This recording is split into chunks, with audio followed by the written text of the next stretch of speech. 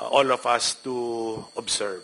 So at this point, at this point, we will ask the committee secretary now to acknowledge and make of record the resource persons and or witnesses present this morning, and afterwards to immediately administer the oath to all of them. Committee secretary, please. Thank you, Mr. Chairman. The following resource persons or witnesses are present. Former President of the Republic of the Philippines, Rodrigo Roa Duterte. Former Senator Leila de Lima. Former Chairman of Dangerous Drugs Board, Catalino Cui.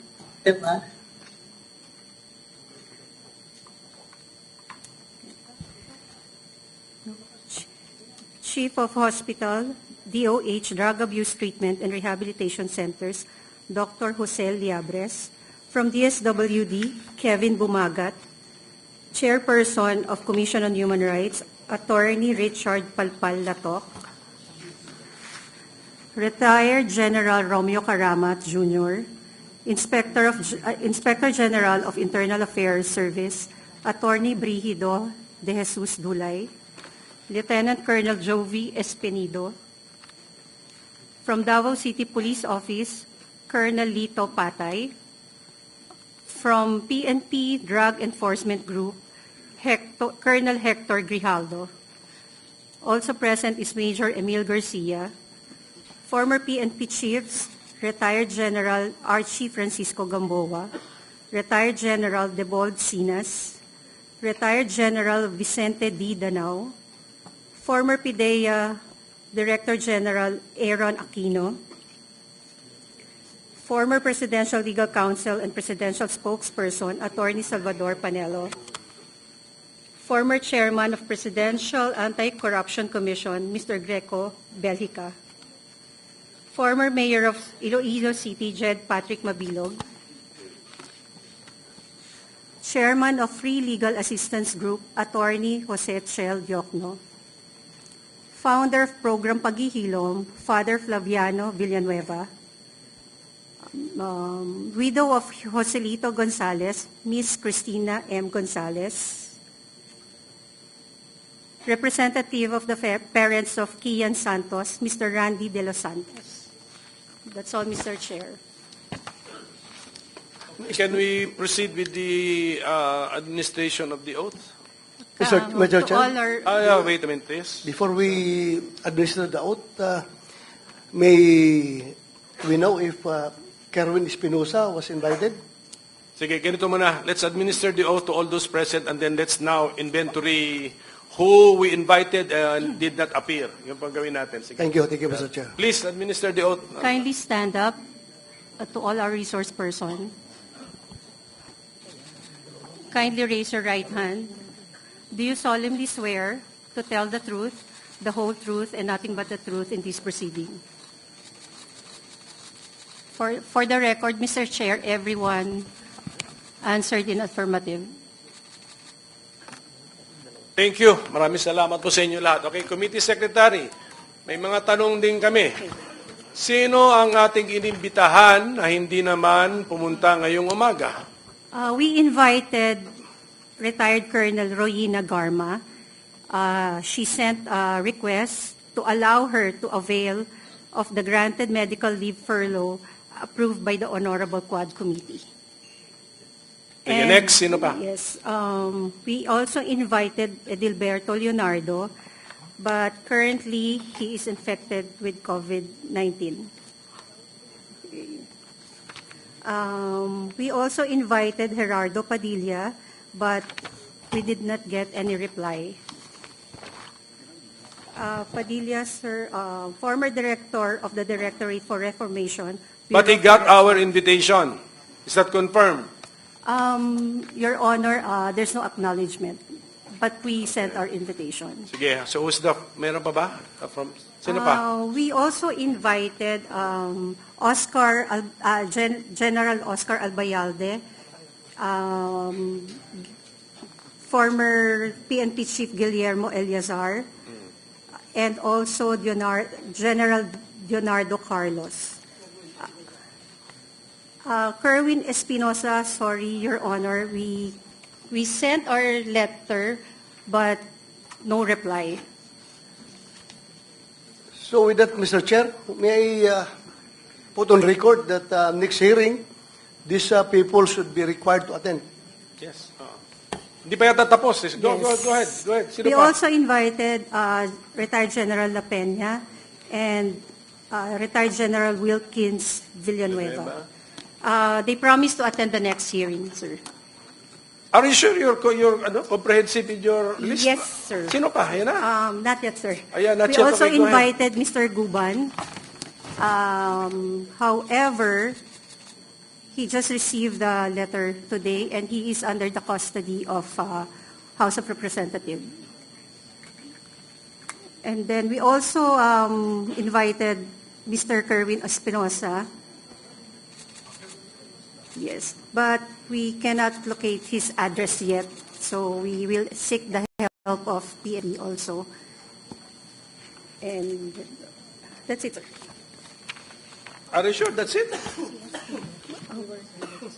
Sir, we also invited Ermina Espino, but we cannot locate her address. Wait, Mr. Chair, may I know Yes. the reason why Mr. Guban is not around? He just received the letter today. He just received the letter today. Yes, Your Honor. We sent the letter to Quadcom of House of Representatives. Mr. Chair, may I ask the COMSEC, how can you not locate Espinosa when he attended the hearing in the Quad Commission, Quad Committee? Your Honor, we asked the Quadcom Committee Secretary for his address, but he did not reply. Who did not reply? The Quadcom Committee Secretary. Mr. Chair, Yes, Senator Bato, yes. Ano? Yeah, I would rather that next hearing we have to require their presence, Mr. Chair, because I can only surmise with their absence that they don't want their statements that they have given before the House of Representatives to be debunked before this body, Mr. Chair. Ayaw nilang lumabas ang katotohanan kapag ayaw nilang pumunta dito. So that's it. That's my only observation, Mr. Chair. Mr. Chair, Yes, I Senator just would like Estrada. to amend the motion of Senator Bato that we issue a subpoena duces tecum against all those who were invited but did not attend in today's hearing. A correction daw. Ma'am Espino is here? Yes. Emina, so okay. So, I'm sorry. Subpoena ad I thought- testificandum. Yes, okay, ganito. I'm sorry. Okay, ganito gawin natin, okay? It has been manifested that Mr. Guban is under the custody of the House. Yes, Your Honor. Oh, they should have allowed him to attend. He has been requested by Senator Bato kasi to be There is no to be here. record. So the two others under the custody of the House are sick. Isa with COVID-19, yung isa undergoing a previously scheduled important medical procedure or examination. So we understand, we are reasonable people. Doon lang ako nagtaka kay Mr. Jerry Guban, bakit hindi siya pwede if he is under the custody of the House. How come the House did not allow us to have him here before us, my colleagues? So anyway, at any rate, the remedy of this committee, as suggested by my colleagues, is the issuance of a subpoena to all Subpoena ad Yes, testificandum. I stand corrected, Mr. Chair. Yes. Siguro, and we appeal to the House that for those people that they know the address is off, share the address. Share the address of these people. And then, of course, the committee will also exert utmost efforts to find these people and get their addresses. So, ganun na muna. In the meantime, my dear colleagues, ganun, we issue a subpoena to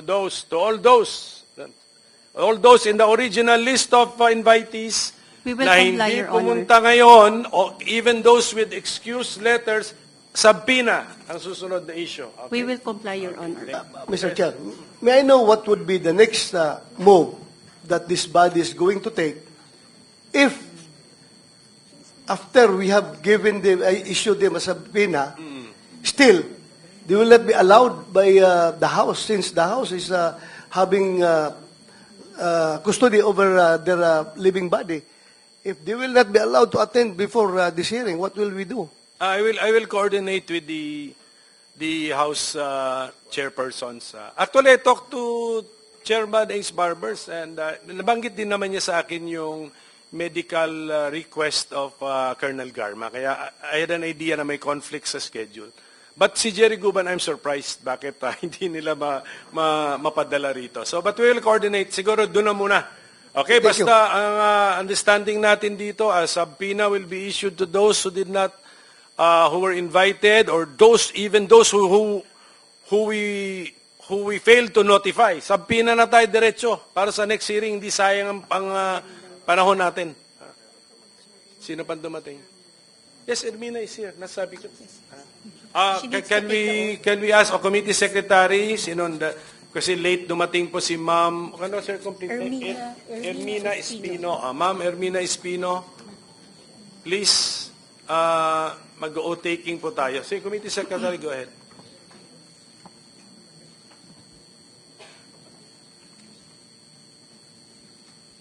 And Mr. Chair, may I move that in the next hearing, we include in the subpoena one attorney Enrico Rigor, from the anti-illegal drugs group of Camp Crowley. Please, committee secretary. Pero in fairness to Mr. Rigor, no? He was not invited for today's hearing. Pero diretso na tayo sa subpoena. Oh. And also, Mr. Chair, another one to be invited is Sino pa? Sige po. Pwede na submit in writing. Pwede naman submit in writing kasi especially kasi new names po yan sila. Okay. I forget, I remember the name. Rooney Dayan. Rooney Dayan. Rooney Dayan, the former driver of Senator De Lima, Mr. Chair. Okay. We'll invite. I don't know kung nakakulong. Basta, we have to We will ask find out the questions. personal circumstances, the present personal circumstances of Mr. Dayan. Sige, can we Yes, know? thank you, Mr. Before that, since this hearing will entail a lot of time, siguro pwede na i-coordinate ng ating committee na pakuha na ito si Guban dun sa House of Representatives kung pwede. Suggestion of our Senate President.